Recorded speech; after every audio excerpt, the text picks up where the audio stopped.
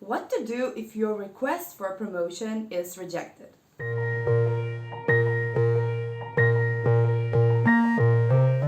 Welcome back guys, this is Victoria from PsychHunt. Today in this video we're going to talk about rejection of a promotion request or a salary raise. More specifically, what to do if your request for a promotion is being rejected by your boss. So let's say that you followed all the tips and tricks and necessary steps to ask for a promotion or a salary raise. However, after the conversation with your manager, you get the response, sorry, but no. Being denied a promotion or a salary raise can really hurt in a way that you will experience a bunch of negative emotions such as frustration, disappointment, anger. So basically it feels like a punch to your face and to your soul. So probably you're asking yourself what to do now. I mean, asking for promotion is already way too difficult, but being denied a promotion can hit even harder. That's why in this video, I'm going to help you with the 3 healthy steps you can take in order to handle this rejection and move forward quickly. But before we move to the main steps, if you find any value from this video, make sure to like it and subscribe to our channel. The very first step that you need to take after you've been denied a promotion is to seek valid feedback. So even though you might feel like I just want to close this topic and leave the meeting after you've been denied this promotion, I would suggest you to just ask for the reasons why you didn't get that promotion. So let's make it clear, you really need to know the reality and see what your weak points are. So I would suggest you to just ask for the detailed feedback and suggestions, let's say what made the company and your manager reject your promotion request.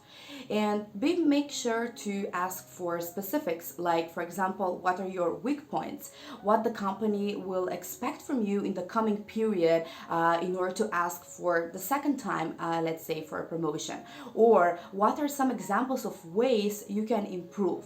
So make sure that you want to hear a mix of positives and negatives, and in the same time make sure that you get a concrete feedback that will somehow lead you to a clear action plan for the ways that you can improve your work in the future. And if you're not sure how to ask for a meaningful feedback from your manager, I've prepared a special video for you about how to ask for feedback. I'm going to link it in the description and make sure to check it out. And the second step that you should take after you've been denied a promotion is to choose support and skills improvement. One of the best ways to handle the rejection of your promotion request is to ask for mentorship or help from a senior colleague. That way, your mentor, in fact, is going to help you to take advantage of the feedback that you actually received from your manager. In the same time, develop your short and long-term goals to ask for a promotion later on, and that can somehow boost your performance. In that way, you will need to make sure that you focus on the skills improvement in what the company is asking for, and to show that you are qualified and boost your performance.